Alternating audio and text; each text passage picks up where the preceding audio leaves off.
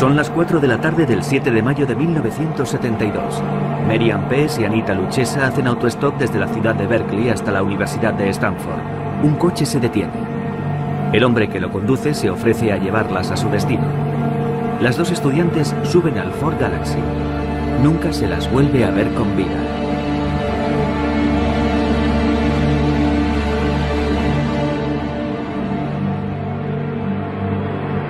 Más tarde, el 14 de septiembre del mismo año, una joven de 15 años llamada Aiko Koo desaparece en las mismas circunstancias mientras hace autostop para acudir a una clase de baile en San Francisco. Casi 4 meses después, el 8 de enero de 1973, Cynthia Schall desaparece en la carretera que conduce a la Universidad de California en Santa Cruz. Un mes más tarde, el 5 de febrero, en la misma carretera, Rosalind Thorpe y Alice Liu desaparecen. En un lapso de 6 meses, Edmund Kempa, el ogro de Santa Cruz, golpea 6 veces.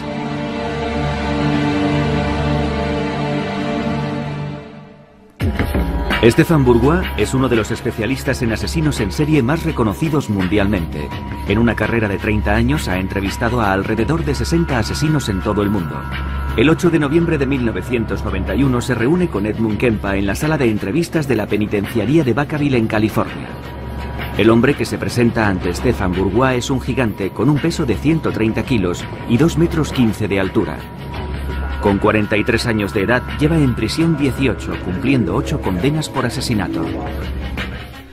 Sobre todo con las primeras 2 chicas que asesiné. Cuando maté a la primera me encontraba en estado de shock. Lo hice todo al revés, considerando que mi objetivo era que no me pillasen. Fui torpe. Cuando metí el cuerpo en el maletero tenía las manos llenas de sangre y me dije, Dios mío, lo he hecho, no me lo puedo creer, lo he hecho. Ahora tengo que matar a la otra. Enseguida se muestra confiado con Stefan y relata despreocupadamente los horrores que cometió, que por desgracia no eran los primeros.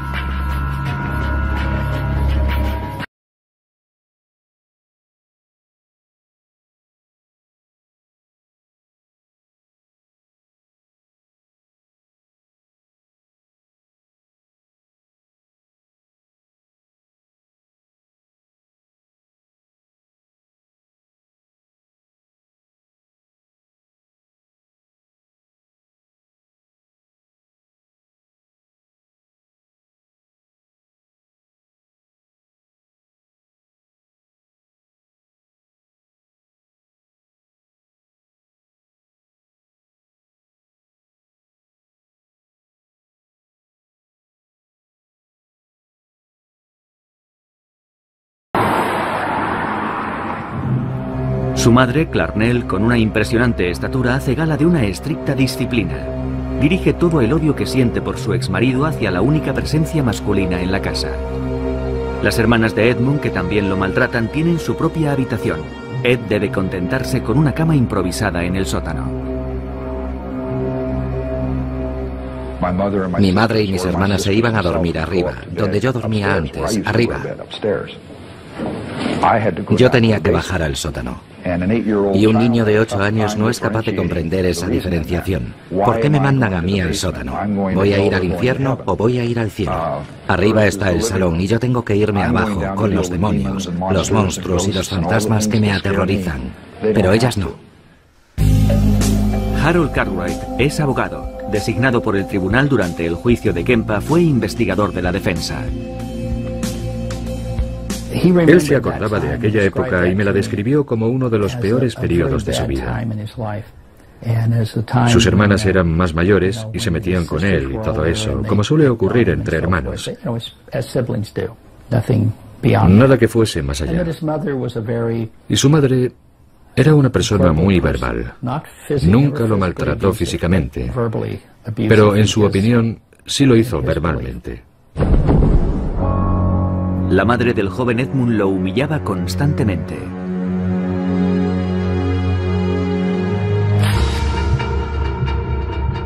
Es en esa época cuando tiene lugar un episodio en la infancia de Kempa que los especialistas analizarán más tarde.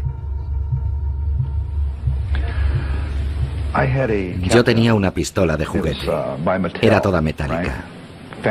del calibre 5,5. Era una pistola muy elegante, la había comprado en Nueva York. Estuve allí un verano en casa de mi primo, y cuando volví, mi hermana estaba celosa, mi hermana mayor. Odiaba aquella pistola porque se interpuso entre nosotros dos. Era algo que yo tenía y ella no. Aquel viaje a ella le habría gustado hacerlo, pero no lo hizo, lo hice yo. Poco después de regresar del viaje empezó a discutir conmigo por una absoluta nimiedad.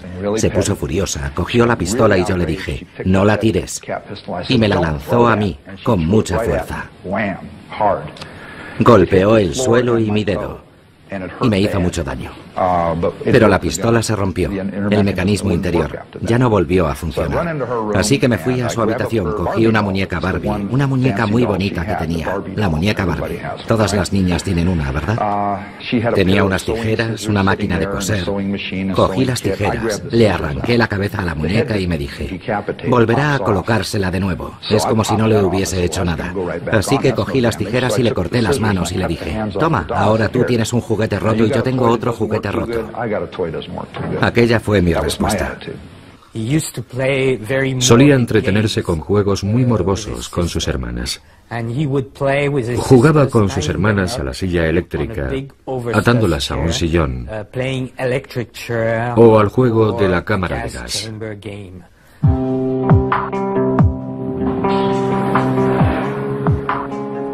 Pasan los meses y los años en Helena, y en la casa familiar el joven Edmund sueña con su padre ausente, cuyo recuerdo le persigue. Pese a su aversión hacia los hombres, su madre, Clarnell, vuelve a casarse. Kempa, que no soporta más a su madre, decide escaparse a California. Solo tiene un objetivo en mente: reunirse con su padre. Pero el joven Kempa sufrirá otra decepción. Para empezar, yo no fui allí, me dejaron allí. Me llevaron a casa de mi padre en Los Ángeles a pasar las Navidades. Fuimos a las montañas y me dejaron allí. Tuve roces con mi hermanastro y con mi madrastra. Yo no les interesaba y no me querían. Ellos estaban construyendo una nueva familia y yo estaba desesperado porque nunca había tenido a mi padre a mi lado. Necesitaba su aprobación, su reconocimiento. Pero todos actuamos con codicia y desesperación. Nos peleábamos constantemente, había muchos roces y él no pudo soportarlo, así que se libró de mí. Yo pertenecía a su antigua familia, que había terminado en fracaso. Rechazado en todas partes, sus padres deciden dejarlo en manos de sus abuelos maternos, que viven en una apartada zona de California, en un lugar cerca del parque de Yosemite. Kempa y su padre viajan en coche hasta la localidad de North Fork.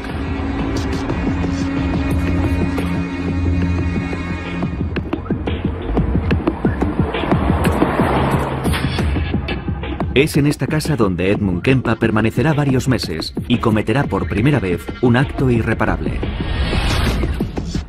En la época en que cometió el crimen, Richard Verbrugge era inspector de policía especializado en casos criminales. Años después formará parte de la brigada policial que detiene a Kempa. Su abuela era una mujer muy fuerte. Se había enfadado mucho con su madre. Perdón, con su abuela, porque ella realizaba tareas que Edmund consideraba que debería hacer él, mientras que a él le asignaban trabajos, en su opinión, más propios de una mujer.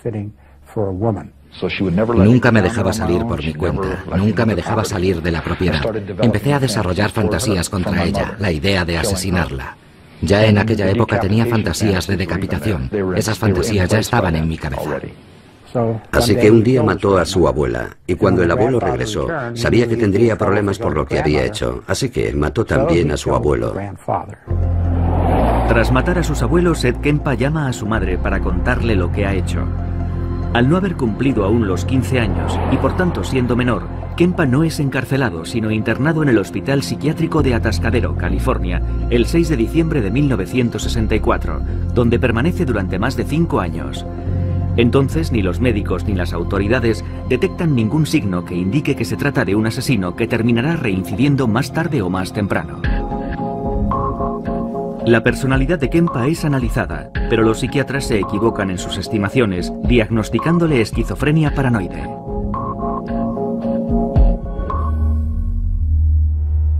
La costa opuesta de los Estados Unidos, Eustis, Florida, una ciudad situada al norte de Orlando. Es 25 de noviembre de 1996.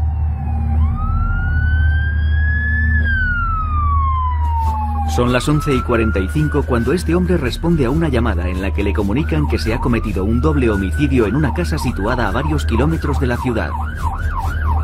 Jeff Taylor es ayudante del sheriff en la época.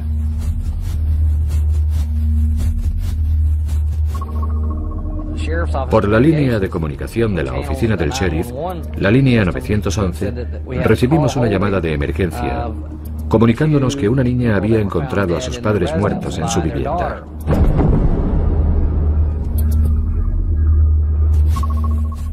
Cuando entra en la habitación, Jeff Taylor encuentra los cuerpos de Richard Wendorf, de 49 años de edad, y de su mujer, Ruth, de 53 años. Comprueba que los dos han sido salvajemente asesinados. Sus rostros están totalmente desfigurados. 3 días después, el Día de Acción de Gracias, el 28 de noviembre, un joven de 16 años, Roderick Jackson Ferrell, es detenido en Baton Rouge, Luisiana, e interrogado al día siguiente por la policía. El joven Roderick Ferrell describe con pasmosa y desconcertante tranquilidad el doble asesinato que cometió 3 días antes. Tenía la palanca en la mano por si se abalanzaba sobre mí, golpearle con todas mis fuerzas. Y lo que ocurrió fue que dio media vuelta e intentó levantarse del sofá, así que empecé a golpearle. Y no paré porque seguía respirando, así que seguí golpeándolo, golpeándolo, golpeándolo y sintiendo placer mientras lo hacía. ¿Estaba sentado o tumbado mientras eso sucedía? No, tumbado porque estaba inconsciente. Estaba tumbado en el sofá. Se dio media vuelta y cuando intentó levantarse, ¡pum!, le golpeé en la sien. Le dejé seco. Y como estaba inconsciente, pensé, ahora o nunca, porque si se levanta me va a matar. Así que le golpeé hasta que murió y entonces... ¿Le golpeaste en algún otro lugar con la palanca o solo en la cabeza? Le golpeé una vez en el pecho porque no dejaba de respirar, así que le golpeé en el corazón.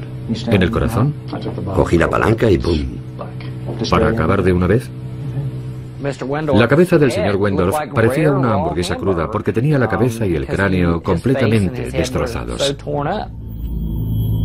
Richard Wendorf está durmiendo en el sofá del salón cuando Ferrell le golpea 40 veces en el rostro con una palanca. Luego se dirige a la cocina y se encuentra con su mujer, que al comprender que va a agredirla, le arroja una taza de café a la cara antes de atacarle con todas sus fuerzas. Estaba en la cocina y me tiró el café. Me puso perdido. Luego me clavó las uñas en la cara y me agarró la muñeca. Entonces cogí la palanca y empecé a golpearla en la parte posterior del cráneo. ¿Ella intentó huir en aquel momento? Ella se agarraba a mí. Me había clavado las uñas en la cara y no pensaba parar de golpearla hasta que me soltase. ¿Y dónde la golpeaste primero? ¿En la parte posterior de la cabeza o en la cara? La golpeé una vez aquí y luego en la parte posterior del cráneo y le hice el agujero grande que se ve en las fotos. No las he visto. Continúa. Bueno, el caso es que el café apestaba y me enfadé. Así que le di una patada. La derribé y empecé a golpearla hasta que dejó de respirar. El vampiro de Kentucky, como ha sido apodado por los medios, fue condenado a la silla eléctrica el 27 de febrero de 1998 y tras 3 años de espera en el corredor de la muerte, se conmutó su sentencia a cadena perpetua debido a su edad en el momento en que sucedieron los hechos. Como ocurrió con Edmund Kempa y como sucede con la mayoría de los asesinos en serie, es con toda seguridad un suceso acontecido durante la infancia de Ferrell lo que configurará más tarde la personalidad de un asesino, el comienzo de su desviación. Su madre, Sondra Gibson, tenía 17 años cuando nació Roderick. Era inmadura e inestable. Su padre se esfumó 3 semanas después de su nacimiento. Su padre se marchó cuando tenía 3 semanas de edad. En aquel momento nos separamos. Prácticamente no tuvo relación con su padre, Rick. Vino a verle 2 o 3 veces y eso fue todo. 2 o 3 veces? ¿Durante cuántos? En toda su vida. El joven Rod es, en consecuencia, educado por sus abuelos. Un matrimonio muy religioso, pero también, como van a comprobar a continuación, totalmente depravado. Habla usted de celebraciones de misas negras. ¿Puede hablarnos del nombre de ese grupo y de qué ocurría? ¿Cuáles son sus recuerdos de aquello? ¿Qué hacían? En lo que se refiere a las misas negras, existen dos tipos que yo sepa. Uno de ellos, por supuesto, pertenece a la iglesia satánica, Anton LaVey, etc. Y el otro es un grupo menos organizado. No tiene un nombre propiamente dicho que se conozca por ahí. Pero las prácticas de ambos cultos son absolutamente diferentes. En mi opinión, la iglesia de Anton LaVey se parece más a los cristianos modernos. No se hacen sacrificios. Es una religión más dogmática que de fe. Mientras que la otra misa negra es más puritana. Cree en las viejas tradiciones, los sacrificios, rituales sangrientos y ese tipo de cosas. ¿Le hicieron participar en aquellos rituales? Participé en un par de ellos, en los que básicamente se celebró lo que ellos llaman el ritual del guardián, al que llevan a los niños o niñas pequeños y les hacen participar en complicados rituales arcanos, o cantos, mantras y cosas por el estilo, así como sacrificios de sangre que representan la concepción que es la sangre de Cristo, etc., con el objeto de educarlos, creándoles un vínculo muy fuerte con el grupo, para que cuando maduren se conviertan en guardianes de ese grupo. Y yo fui al menos a 2 rituales de esos.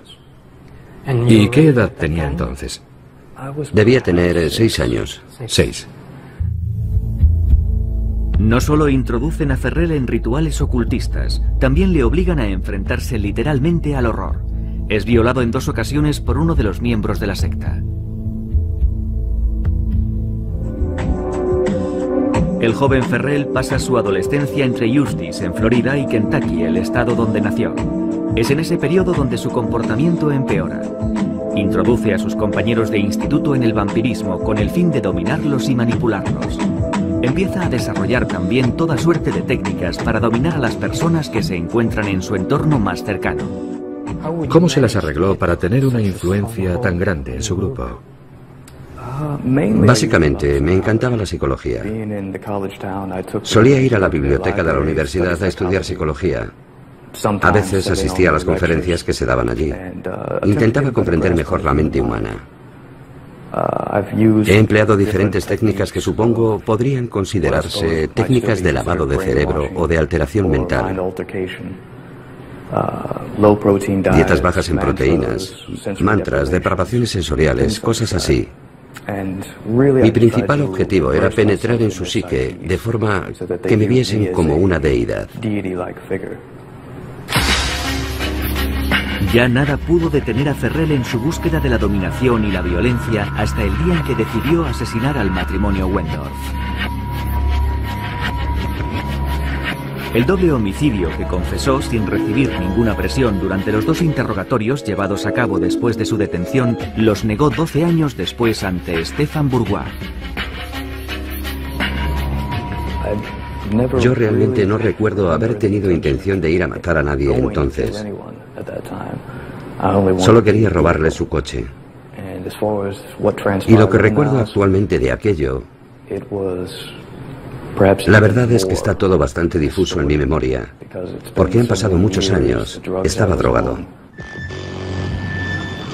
Durante el juicio quedó demostrado que Roderick Ferrell no se encontraba bajo la influencia de ninguna droga en el momento en que se produjeron los hechos. Hospital Psiquiátrico de Atascadero, California, 1969. Edmund Kempa, que asesinó a sus abuelos a la edad de 15 años y lleva encerrado en este centro más de 5, tiene ahora 21 años. Su estancia no está salpicada por ningún incidente en particular y parece haberse estabilizado. El 30 de junio de 1969 las autoridades deciden dejar a Kempa en libertad condicional. Los psiquiatras, no obstante, han detectado un problema grave en la relación entre Edmund y su madre. Los psiquiatras del hospital recomendaron que el contacto con su madre fuese limitado. No dijeron que no tuviese ningún tipo de contacto, pero sí recomendaron que el contacto fuese mínimo. De modo que sí había algo en su personalidad que revelaba que existía un problema con su madre. 3 meses más tarde, la Autoridad de la Juventud de California, que llevaba su caso, tomó una decisión contraria a la estimación de los psiquiatras que siguieron su tratamiento. Se le envió a vivir con su madre, que había regresado a California para trabajar en la universidad en Santa Cruz. El error tendría consecuencias fatales. Kempa cambiaba constantemente de trabajo y empezó también a frecuentar un bar en Santa Cruz, donde la policía local solía acudir por las noches a relajarse mientras tomaban una copa. Como todos los asesinos en serie, Kempa primero concebirá y posteriormente perfeccionará su modus operandi. En los 3 años que tarda en confeccionarlo, recoge a 300 autoestopistas con su coche entre Santa Cruz y San Francisco. Recogía gente con mi coche, era como un juego, y me di cuenta de que algunas personas no querían subir porque consideraban que no era seguro subir con un hombre joven y solo. Y me sentó mal porque yo no estaba haciendo nada malo. Así que decidí intentar cambiar aquella situación, hacer subir al coche a las personas que no querían y llevarlas a su destino, porque sabía que no iba a hacer nada malo. Y descubrí cómo revertir la situación. Todo depende de cómo miras. Si dices, Dios mío, están haciendo autostop, voy a acercarme a toda pastilla, no se meterán en tu coche porque te han visto babeando a una manzana de distancia. Pero si miras tu reloj y dices, caray, no sé si tengo tiempo, y paras, entonces piensan, es un hombre de negocios, vamos a entrar en el coche porque no hay ningún peligro. Así que yo me entretenía con aquel juego para conseguir que entrasen en mi coche. Pero entonces no quería matar a nadie, simplemente me divertía. Más tarde, cuando empecé a matar gente, lo utilizaba contra ellos. Un día, en mayo de 1972, el 7 de mayo exactamente, Kempa pasa a la acción.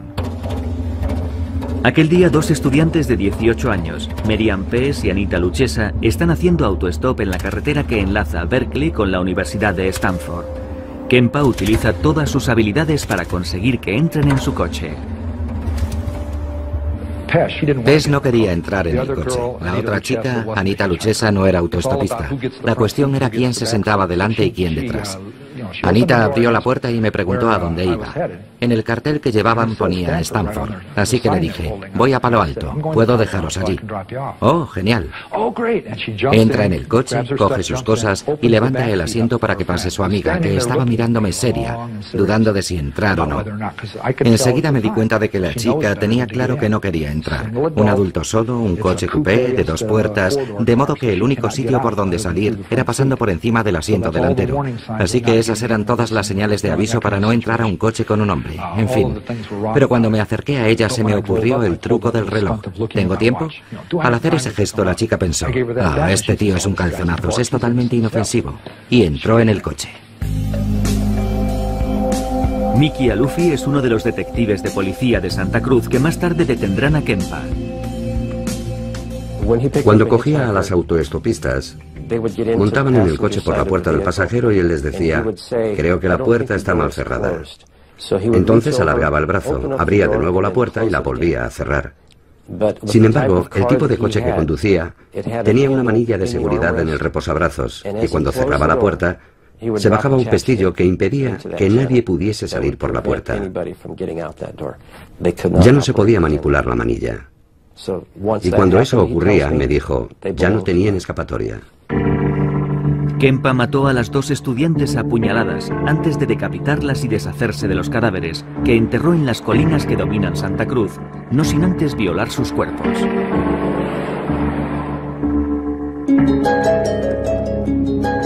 Entre mayo del 72 y febrero del 73, Kempa se dedica a recorrer la carretera que une las ciudades de Santa Cruz y San Francisco.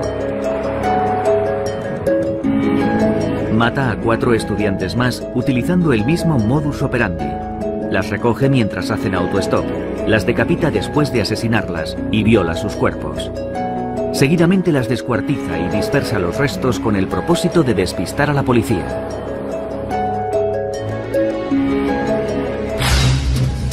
Sin embargo, un mes después pone fin a esta cadena de asesinatos y decide perdonar la vida de 2 chicas jóvenes que recoge en su coche. El viernes siguiente volví a Santa Cruz por la tarde. Estuve bebiendo hasta por la noche y me quedé dormido hasta que llegó mi madre, momento en el que me desperté. Y las últimas palabras que intercambiamos no fueron una discusión. Entré en su dormitorio para hablar con ella. No quiero que se interprete esto como un intento por mi parte de buscar una excusa que justifique su muerte. Lo que quiero decir es que esperaba que ella pudiese decirme algo y acabar con toda aquella mierda. El niño que había dentro de mí tan solo deseaba escuchar aquellas palabras y dejarlo todo. Recuerdo que ella estaba leyendo un libro. Lo soltó bruscamente sobre su regazo y me dijo: «Dios santo, no pensarás quedarte ahí hablando toda la noche». Era una de sus frases favoritas cuando yo llegaba tarde con ganas de hablar. Normalmente en circunstancias parecidas yo hubiese dado media vuelta, le hubiese dicho no y me habría marchado.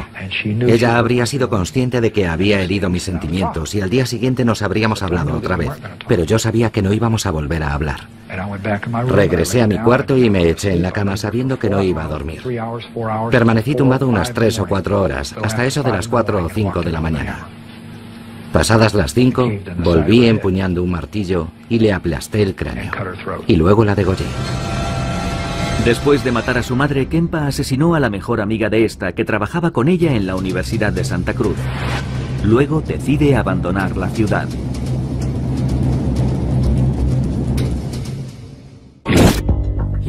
Es el peor asesino en serie al que he entrevistado. Te miraba a los ojos y sabías que quería matarte. Cuando sonreía, veías la muerte en sus ojos. Era una mezcla, una horrible mezcolanza de todo tipo de desviaciones. Era cruel e inhumano, un personaje frío y calculador.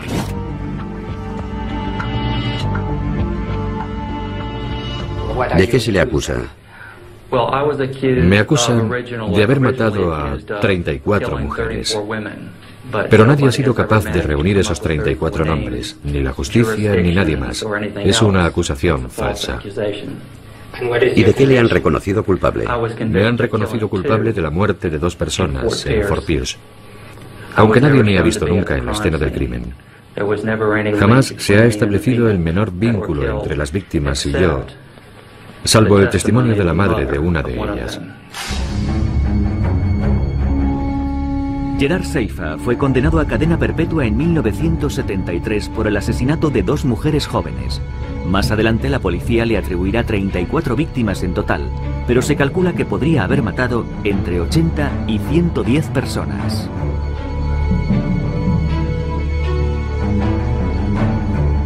En 1972, Robert Crowder ya era sheriff del condado de Martin en Florida. Conocí a Gerard Seifa cuando se presentó como candidato al puesto de ayudante del sheriff. En ese momento era agente de policía en Wilton Manor, Florida, en el condado de Broward. Y buscaba el puesto de ayudante del sheriff en otro condado. En aquella época tenía un aspecto completamente normal, más bien sanote. Cuando hablaba con la gente, se mostraba muy simpático. Incluso poseía un cierto carisma.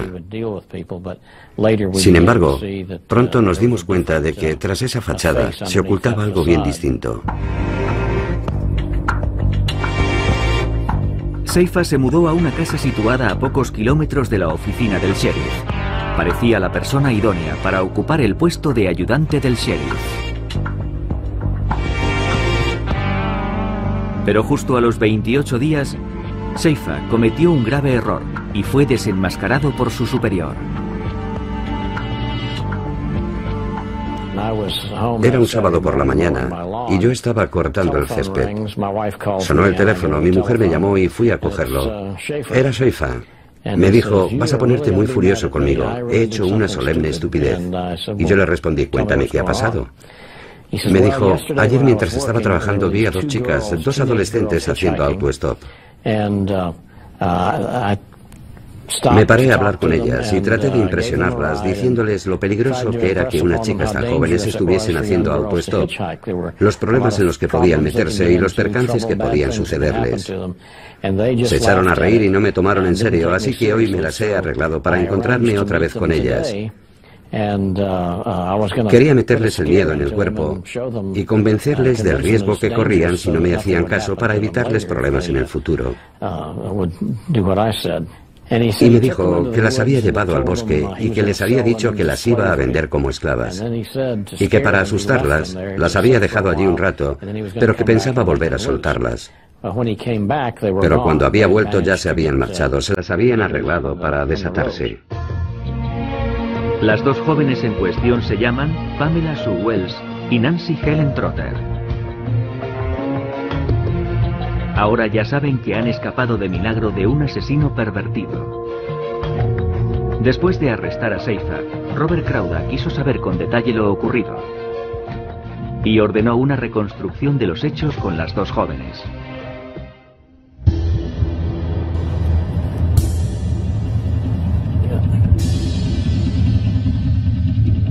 Lo que descubre le deja completamente helado. Después de llevarlas a la espesura del bosque, a la salida del pueblo, Seifa decide amordazar a las dos jóvenes antes de maniatarles las extremidades, ponerles una cuerda alrededor del cuello y finalmente atarlas a un árbol. Acto seguido, Seifa les comenta que se va, que tiene que hacer un recado, pero que volverá a acabar el trabajo. Les comunica que las va a matar, pero que antes las torturará. Sin embargo, durante su ausencia, las dos jóvenes consiguen soltarse y huir. Las dos jóvenes me contaron poco más o menos la misma versión que me había contado Seifa. Le habían visto el día anterior y volvieron a coincidir con él al día siguiente, pero luego me dijeron que las había pellizcado en el culo y que les había tocado otras partes. Ya no recuerdo con exactitud todo lo que me describieron, y que empezaron a sentirse aterrorizadas cuando las ató al árbol y las dejó allí colgadas. Seifa es entonces detenido por su superior.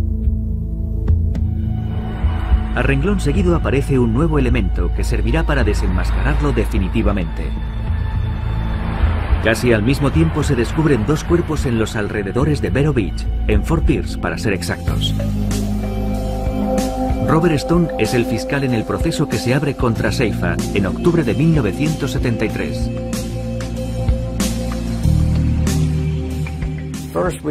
En principio pensamos que tal vez habíamos echado el guante a un asesino, pero entonces ocurrió que un señor mayor que andaba por el bosque recogiendo latas de hojalata, latas de aluminio, encontró por casualidad unos huesos y pensó que podían ser humanos. La policía fue allí, peinó el lugar y encontró los restos de dos personas, dos seres humanos. Encontraron las calaveras y dientes esparcidos.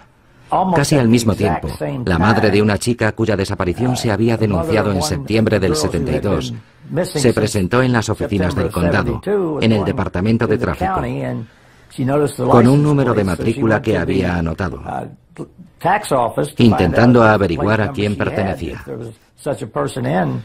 Y resultó que era la de Gerard Seifa, que ya estaba en prisión. Se procede entonces al registro del apartamento de Seifa y lo que los policías encuentran acaba de convencerles de su culpabilidad. Conservaba recuerdos de todas sus víctimas. Encontramos una caja llena de joyas y efectos personales de diferentes jóvenes desaparecidas en el condado de Broward, situado un poco más al sur. Entonces pensamos que probablemente había matado también a esas personas. Durante el registro, aparte de las joyas pertenecientes a sus víctimas, la policía halló fotos que el asesino había hecho antes y después de cometer los asesinatos. Al igual que en el caso de Pamela Wells y Nancy Trotter, Seifa utiliza el mismo modus operandi al secuestrar a Susan Place y a Georgia Jessup. Se lleva a la fuerza a las dos jóvenes hasta el bosque, cerca de las marismas que bordean el océano. Escoge un claro situado en el centro de las marismas, a unos cientos de metros de la carretera y al abrigo de cualquier posible testigo. Y allí las maniata y las ata a unos árboles. Las obligaba a beber alcohol y cuando ya estaban ebrias, las fotografiaba. Sentía placer aterrorizándolas. Las suspendía del cabo de una cuerda y las hacía sufrir. Hacía todo lo que podía para humillarlas. Y después de matarlas, violaba sus cuerpos hasta que ya no podía más, porque empezaban a descomponerse. Y entonces las descuartizaba, masturbándose sobre sus restos. Durante el juicio, Seifa evita la pena de muerte, que en aquel entonces había sido suspendida en Florida, y es condenado a cadena perpetua. Más adelante, cuando ya está entre rejas, la justicia establecerá oficialmente su relación con otros 32 asesinatos cometidos en la región, gracias a las pruebas encontradas en su casa.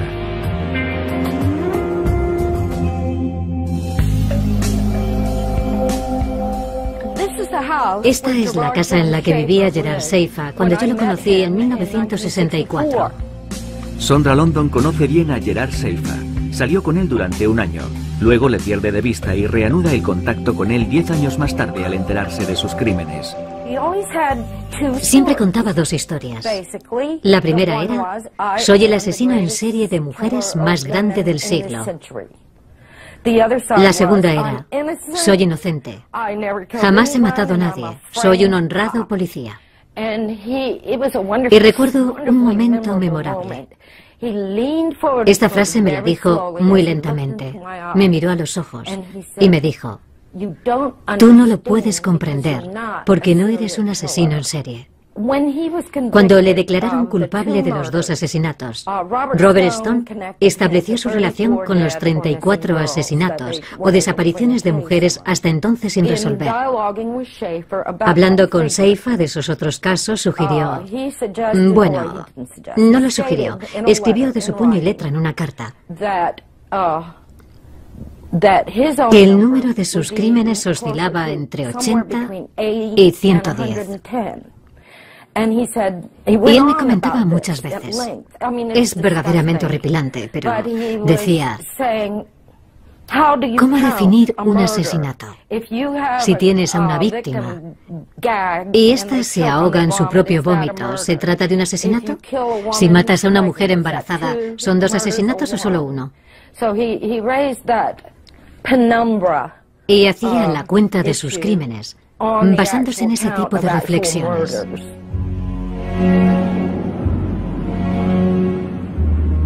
En los años 60, Seifa vive con sus padres en la estación balnearia de Fort Lauderdale, en Florida. Desciende de una familia católica muy practicante. Siendo niño, Seifa empieza a detestar a su padre, que ha comenzado a serle infiel a su esposa, mientras que él mantiene una relación íntima con su madre. Se le permitía dormir en la cama de su madre, o mejor dicho, durmió en la cama de su madre hasta los 16 años. Cuando Stefan Bourgois le conoce en noviembre de 1991, Gerard Seifa lleva en la cárcel 18 años. Jamás ha confesado oficialmente sus crímenes. Desvelando a veces anécdotas sobre algunas de las desapariciones de mujeres jóvenes, se divierte jugando al ratón y al gato con la justicia cuando intentan arrancarle una confesión. Stefan utiliza entonces un método sinuoso para hacer que hable. Cuando interrogo a Gerard Seifa y él continúa en su postura inamovible reclamando su inocencia, decido adoptar una nueva estrategia que consiste en hacerle hablar de los asesinos en serie que son sus vecinos de celda, y especialmente del más célebre de todos ellos, Ted Bundy, que espera ser ejecutado en el corredor de la muerte de Florida. De modo que le hago las preguntas seleccionando aquellos rituales personales y modos operativos de los crímenes de Ted Bundy que yo sé que coinciden con los suyos propios. Y entonces podrán constatar cómo efectivamente Seifa, entre líneas, me confiesa sus crímenes. ¿Reproducía él invariablemente sus crímenes? Bueno, yo no diría invariablemente. Me dijo que había seguido mi caso en las revistas de detectives y que había matado a 2 chicas en Washington para copiar los métodos, por así decirlo, que yo había empleado en los crímenes de Place y Jessup.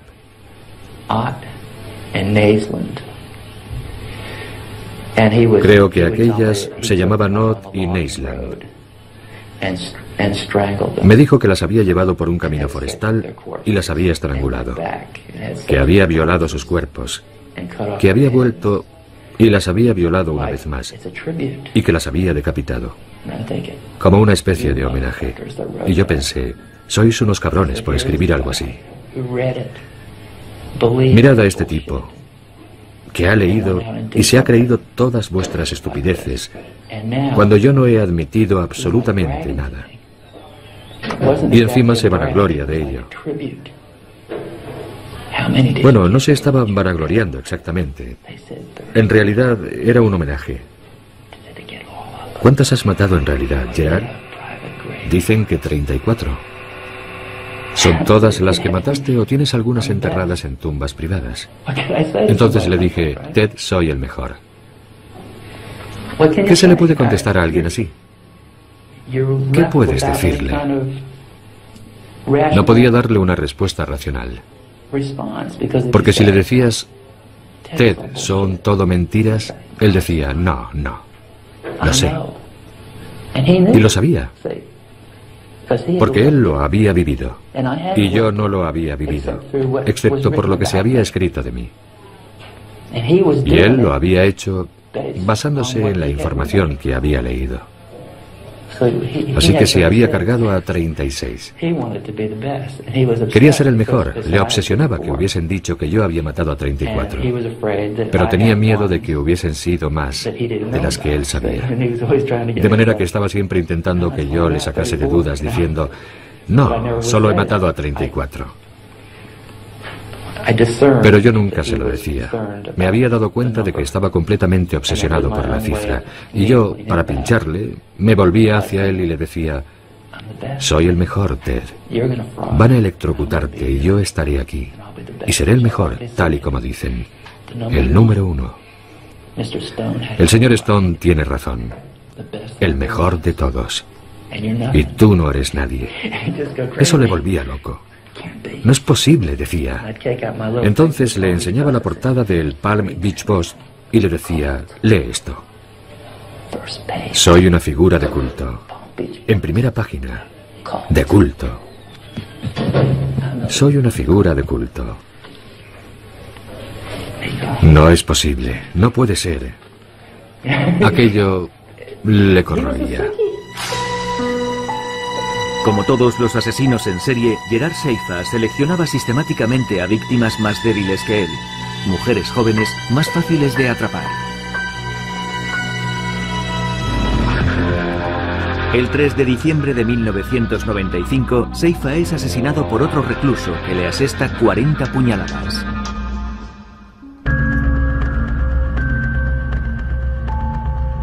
Estamos de nuevo en California, el fin de semana de Pascua de 1973. Edmund Kempa acaba de asesinar salvajemente a su madre y a una amiga de esta. Sintiéndose acorralado y asustado, Kempa decide emprender la huida. Sale de California y conduce día y noche tomando pastillas para mantenerse despierto.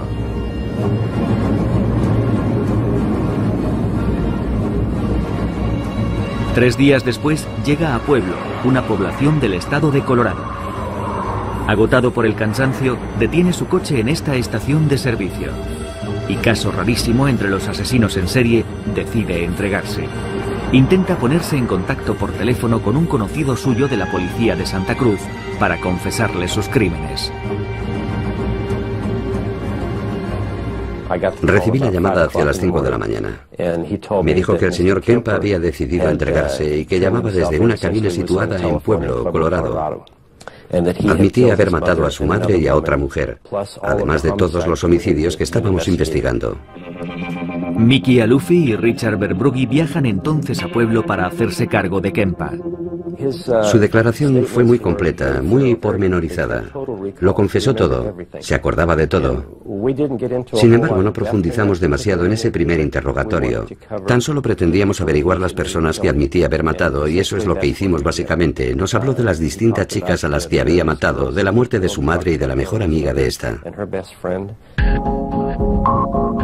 Kempa se muestra muy cooperativo y durante todo el viaje de vuelta, que dura 3 días, no deja de hablar.